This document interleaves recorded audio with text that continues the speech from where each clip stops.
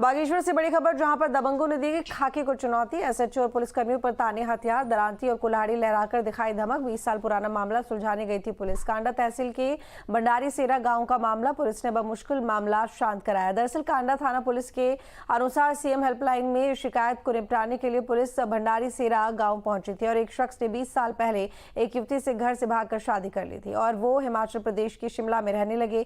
20 साल बाद दंपति जब वापस अपने गाँव लौटे तो उन्हें ग्रामीणों ने मंदिर में दाखिल नहीं होने दिया और जान से मारने की धमकी दे डाली, जिसके बाद दंपत्ति ने पुलिस से सुरक्षा की गुहार सीएम हेल्पलाइन में लगाई और गांव पहुंची कांडा थाना पुलिस ने जैसे ही ग्रामीणों को समझाने की कोशिश की, ग्रामीणों ने पुलिस पर ही दराती और कुल्हाड़ी तान दी। बागेश्वर जनपद के अंतर्गत थाना कांडा तहसील के ग्रामीण क्षेत्र भंडारी सेरा में ग्रामीणों द्वारा पुलिस पर हथियार तानने का एक मामला सामने आया है। मामला सीएम हेल्पलाइन पुलिस की शिकायत को निपटारे के दौरान का है, जहां पुलिस सीएम हेल्पलाइन पर एक व्यक्ति द्वारा सुरक्षा की गुहार के मामले को निपटाने गई हुई थी। वहीं ग्रामीणों के आक्रोश को बढ़ता हुए देख वहां ग्रामीणों ने पुलिस पर ही हथियार तान दिए, जिसके बाद पुलिस भी अपनी सुरक्षा के दृष्टिगत अपनी पिस्टल उन्हें दिखानी पड़ी। वहीं ये मामले आने के बाद कहीं ना कहीं चर्चाओं का माहौल गर्म है। वहीं सुरक्षा के दृष्टिगत बागेश्वर से भी अतिरिक्त फोर्स भेजा गया, जहां फिलहाल जो मामला है वो शांति माहौल का बनाया गया है। वहीं पुलिस भी अब ऐसे लोगों को चिन्हित कर रही है जो वीडियोग्राफी के दौरान पुलिस की उसमें दर्ज हुए हैं, जो हथियार पुलिस पर तान रहे हैं, उन पर कार्रवाई की बात की गई है। वहीं अब देखना दिलचस्प होगा कि ऐसे लोगों पर कार्रवाई कब तक होती है।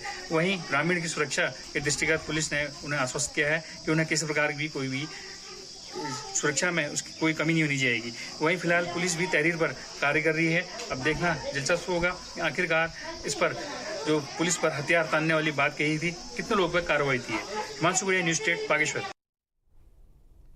उत्तराखंड में निकाय चुनाव पर घमासान मचा हुआ है। वार पलटवार का दौर जारी है। पूर्व सीएम हरीश रावत का कहना है कि सरकार निकाय चुनाव कराने से डर रही है। न्यूज स्टेट से पूर्व सीएम ने खास बात की है, देखिए। मेरे साथ बातचीत करने के लिए पूर्व मुख्यमंत्री हरीश रावत जी हैं। राज्य के कुछ मुद्दों पर उनसे बातचीत करते हैं। हरीश जी, सबसे पहला मेरा एक सवाल है, परवर समिति का 1 महीने का कार्यकाल और बढ़ा दिया है। निकाय चुनाव समझिए कि टल ही गए, चूँकि सरकार ने हलफनामा दिया था 10 नवंबर को कार्यक्रम जारी हो जाएंगे, तो अब 10 नवंबर के बाद तक तो परवर समिति का कार्यकाल ही है।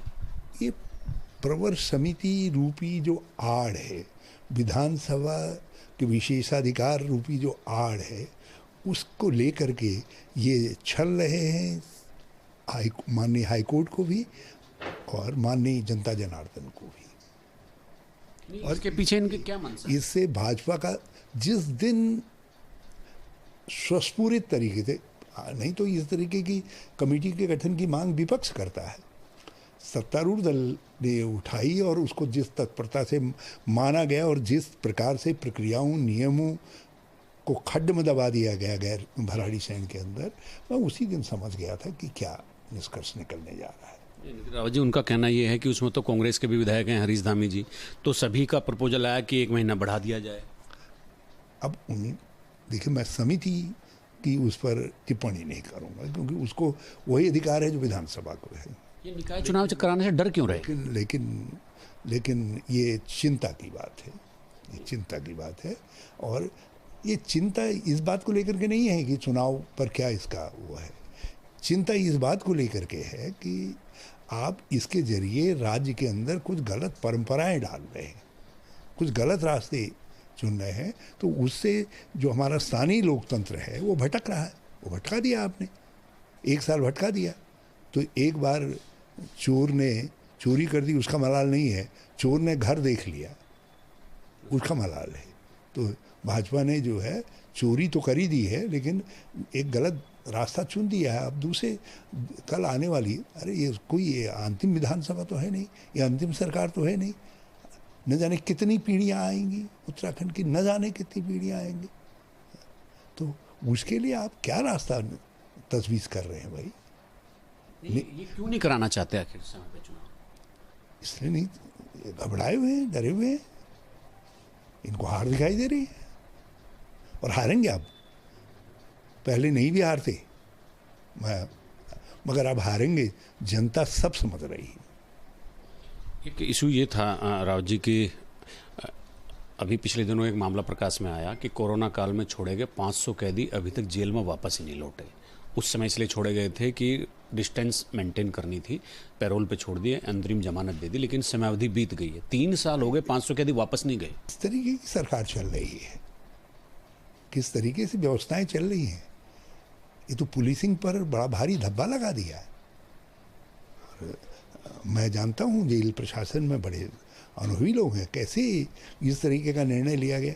अरे आइसोलेशन भी कोरोना में रखना था तो कोई एक एरिया को जेल घोषित कर देते और वहाँ आइसोलेशन में उनको रखते, और चलिए आपने पैरोल पर दिया तो उसको फॉलो करना चाहिए था। कोरोना तो कब का बीत गया। जिस तरीके से जनगणना मोदी जी टाल रहे हैं, उस तरीके से उन कैदियों को वापस लाने के प्रोग्राम को भी शायद ये सरकार टालना चाहती है। किसकी आंखों में धूल झोंक रहे हैं ये, मुझे ये नहीं है कि वो हो सकता है उनमें से कई कैदी जो है बेचारे निर्दोष हों, कभी कभी ऐसे भी फंस जाते हैं। मेरी सहानुभूति उनके साथ है, लेकिन मेरी सहानुभूति अपनी कानून व्यवस्था के साथ भी हो रही है कि पुलिस के ऊपर इतना बड़ा धब्बा। सरकार को आदेश दिया था या परामर्श दिया था कि आप अपने मंत्री पर भ्रष्टाचार के लगे हुए आरोपों पे 8 अक्टूबर तक निर्णय ले ले, तो सरकार ने निर्णय ले लिया कि वो अपने मंत्री के खिलाफ कोई जांच नहीं करवा रही है। गणेश जोशी का मामला है, कृषि मंत्री। भाई ये तो उन्होंने जिसको कहते हैं जुगाड़ किया अपनी सरकार बचाने का, क्योंकि अकेले गणेश जोशी जी थोड़ी हैं, वहाँ तो दूसरे और ऐसे महागणेश हैं। अपने सहयोग कैमरामैन सोनी कुमार के साथ न्यूज स्टेट के लिए देहरादून से अजीत सिंह राठे।